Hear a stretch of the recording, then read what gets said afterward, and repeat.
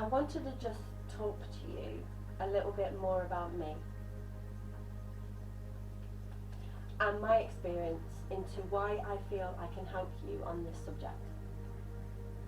I am a sensitive person, and I mean that in every aspect of my life, which actually makes me come across quite nervous and shy in person. I feel changes in atmosphere, personalities, body language, conversations through their speech and tone of voice.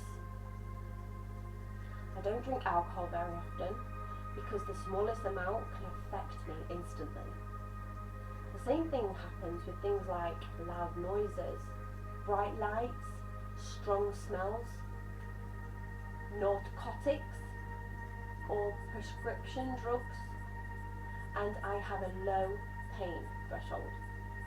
Thank goodness for the epidural. I have felt overwhelmed when I've been faced with multiple decisions or situations or even obstacles all at one time.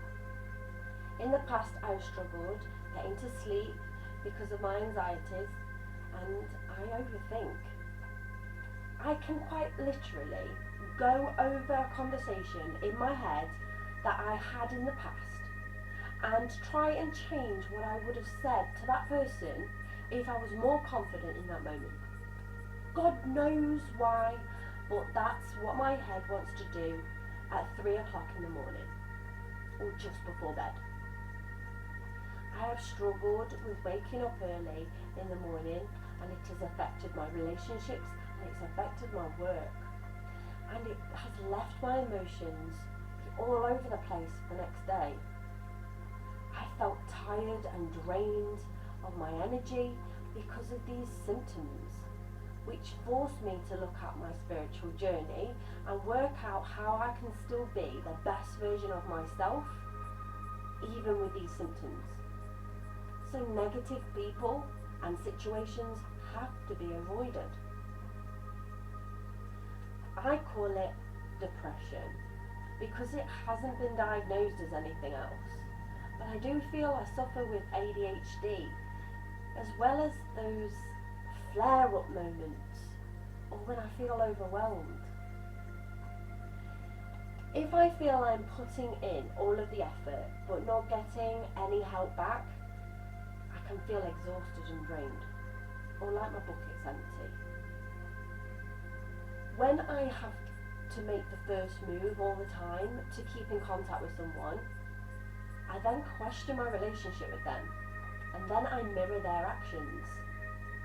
But it can take years before that person realises that you're doing the same thing to them, and then they still end up blaming you for the infrequent interaction. If I feel lonely, even when I'm in a relationship, I feel the relationship isn't right for me. I cut myself off from the world, or I can even cut myself off from conversation because I feel my opinion isn't getting listened to, or it isn't valued. The person may be a chatterbox and you can't get a word in edgeways, or my attention just wanders.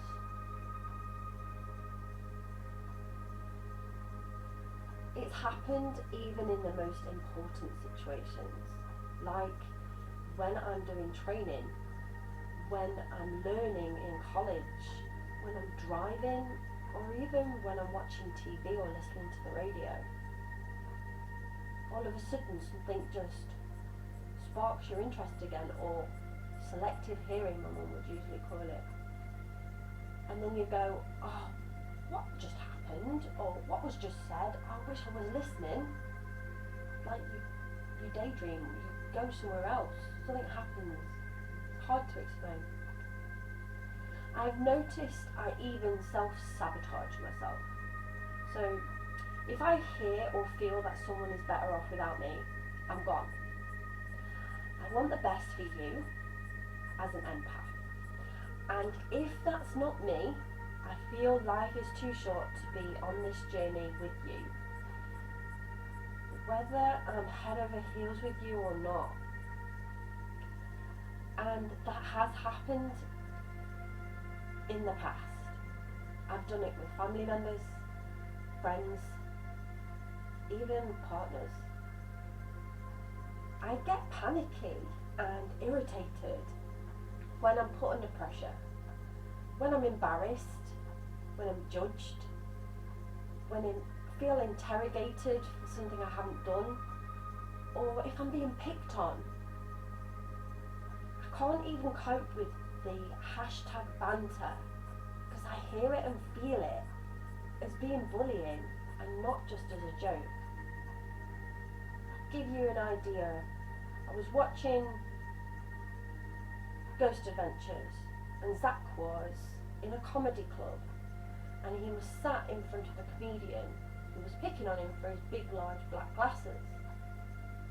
Everybody else in the room was joking and laughing because it does sound funny when it's not directed at you, but you're the one that's wearing those black glasses and all of a sudden you are less confident about your appearance and yourself. And like a snail, I go back in my shell if I hear those words, and I can't be friends with somebody who makes me feel like that around other people. That's embarrassing to me. Yeah, everyone says, oh, I'm joking, it was just banter. It doesn't feel like banter and it's directed at you. Don't get me wrong, if we were best mates and I'd known you for years and I knew that was what you like, you little cocky sod, it would be fine. Not when I've just met you. You have to work up to that banter stage. And banter, I just think it's hidden bullying. So be careful of the friends that do your banter. When these things happen, I get overheated and I feel overwhelmed with my emotions, which can make me switch, like from a calm and collected, quiet person into a right mess. And I don't like that side of me. I've spoken to friends, work colleagues, family members, counsellors,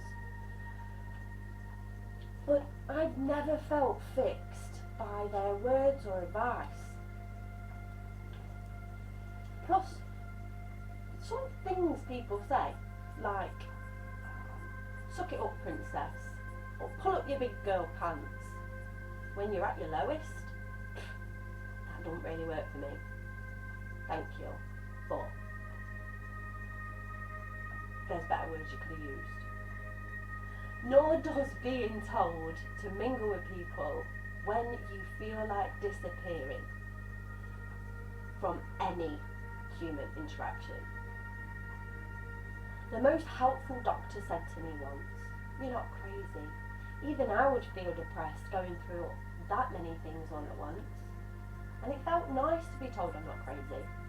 But, do you know something? I actually like being a bit crazy. And I love crazy people. I think they're so interesting. Well, it's better than being normal, whatever that's going to be. Because that sounds boring, doesn't it? Look, let me try and explain. I envision an empty plate. An empty plate means that I have no problems, and that's great. As problems arise and situations arise, they get put on this plate. The plate can only cope with so many things. It's like a buffet. You put everything on it, it looks gross. Now, if the plate gets overloaded with multiple situations, I pretty much just have a mental breakdown and I need time out. And time out for me means taking a break, having a holiday, offloading some of my problems or changing something in my current situation, but it does not mean getting off the roundabout, which I have tried in my past. I do notice I work better when I am responsible for something or someone else. I've even got myself in debt when I was younger crazily enough. So I would get up in the morning, go to work to pay it off. That is what I feel depression can do to you, because I'm quite happy to sleep from dusk till dawn when I'm in a depressed state of mind. But if I have my child there, I can't do that. So it gives me something to work to. That's what I mean by having a responsibility for something or someone. Now, these 70 different techniques are something that you can do on your own or with someone within your household if you so wish. They have helped me cope when I've needed to pull myself out of some dark times. Each one reminds me that I'm actually important, and if I am well, I can then take care of other people. My advice is no one knows you better than yourself. So work on yourself. Know what you want. Trust your gut instinct. Do what you love, and if something in your life makes you feel low, worthless, or less than the princess, queen, prince, or king you are, if you can, walk away. Life is too short to suffer in silence. By all means, speak to them about it first and give them the chance to understand you. But know your worth. And if they do not think that you are important enough in their life to make you feel worthy, go. And I know it's hard, and everyone's got different situations and circumstances, and I don't know personally what yours are, and it might be difficult for you to leave.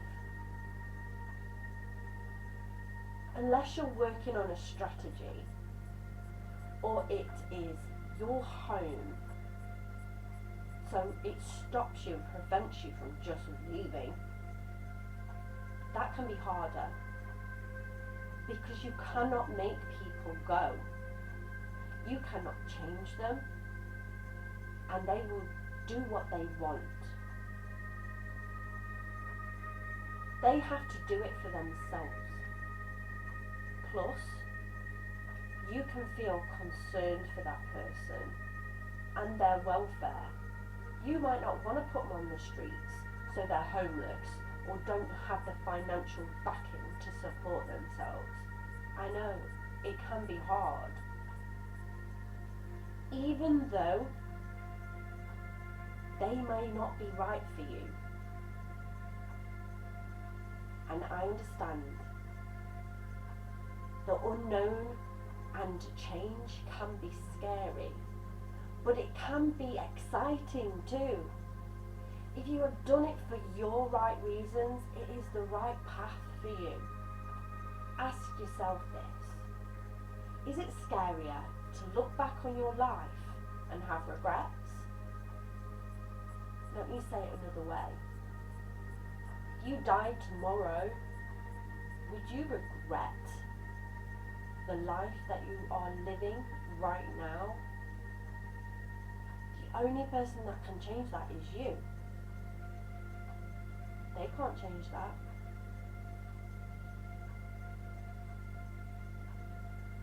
And please don't beat yourself up with the choices that you have made or are going to make.